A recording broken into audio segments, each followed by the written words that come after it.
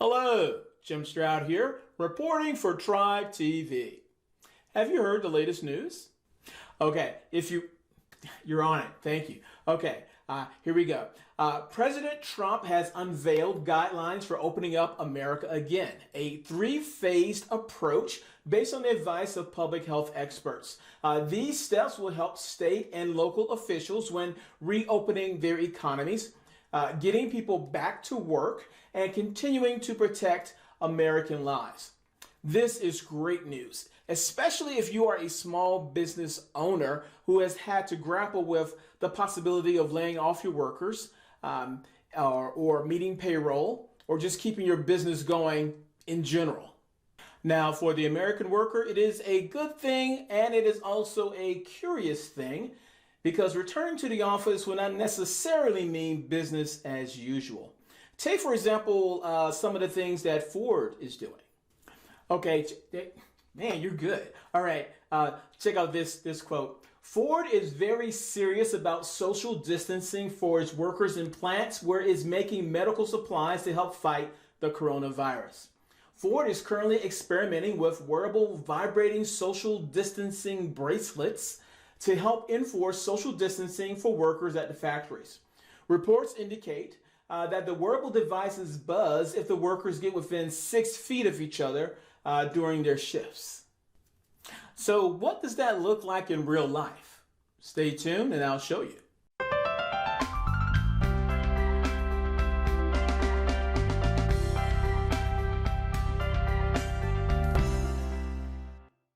Now, Bloomberg had a more detailed accounting of some of the things Ford is up to in their post-coronavirus workspace.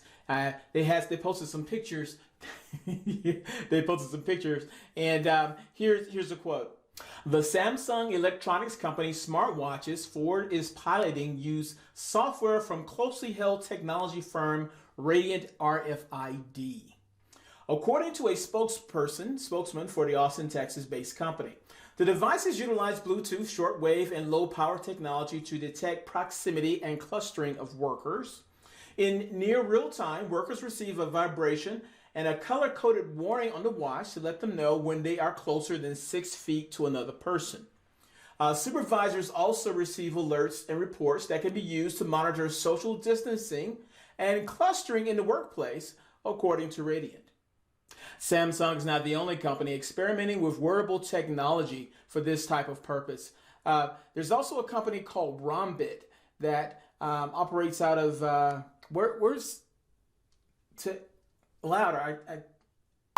The technology company Rombit has helped the Belgian port of Antwerp become the first official workspace to use wearable technology to maintain social distancing between its employees.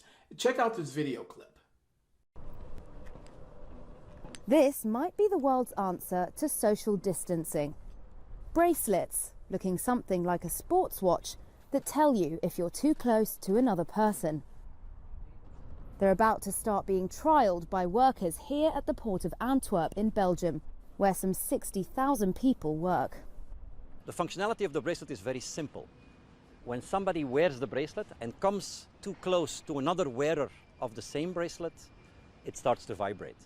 And the only thing the wearer has to do is to go step back to ensure he's in a safe distance. Wearable technology is not the only way companies are promoting social distancing between their employees. Have you heard of the 6 feet office or 6 foot office? 6 foot or 6 feet, not sure. Either way, it is a concept being pioneered by the real estate giants Cushman and Wakefield. Check out this video clip.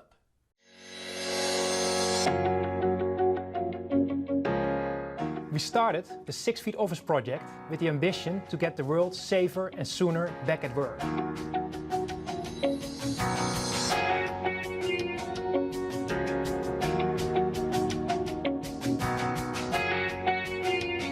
We believe that a safe and healthy workplace is at the center of what's next.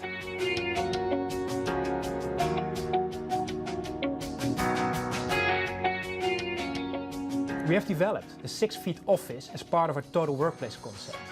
Cushman & Wakefield can get companies operational as soon and cost efficient as possible.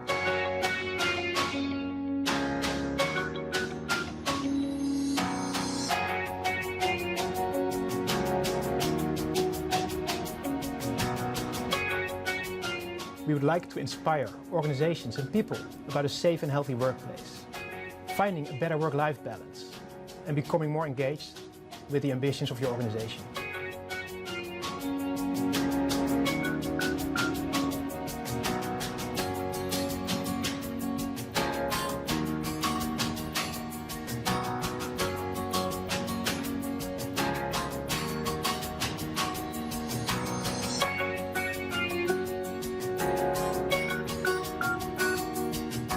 And another example of social distancing in the post-coronavirus workspace is something that Facebook is doing. They have put a moratorium on in-person events involving 50 or more people. Check out this quote check out this post he made on where else? Facebook.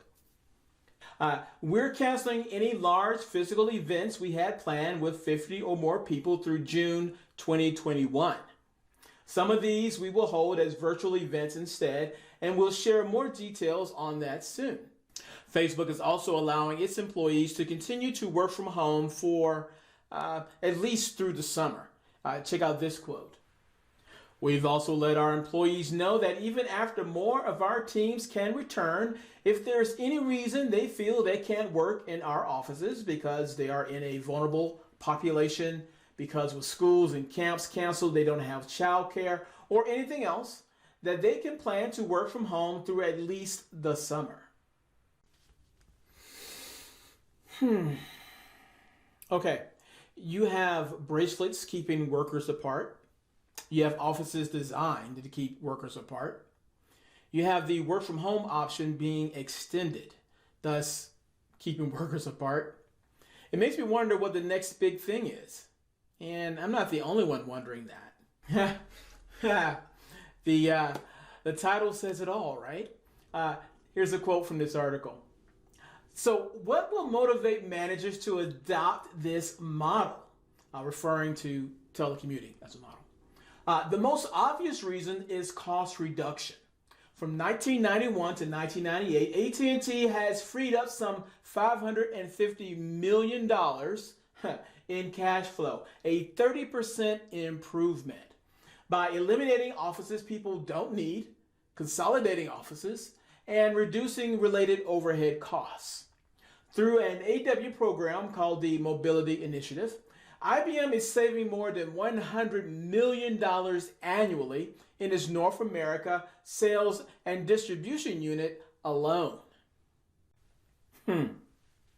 With so many people working from home, I am reasonably sure companies are reevaluating how much office space they truly need. I also hope that they are taking other things into consideration, things that were brought to my attention by Toby Callahan, who's following me on LinkedIn. Toby, what's up? This is what he had to say.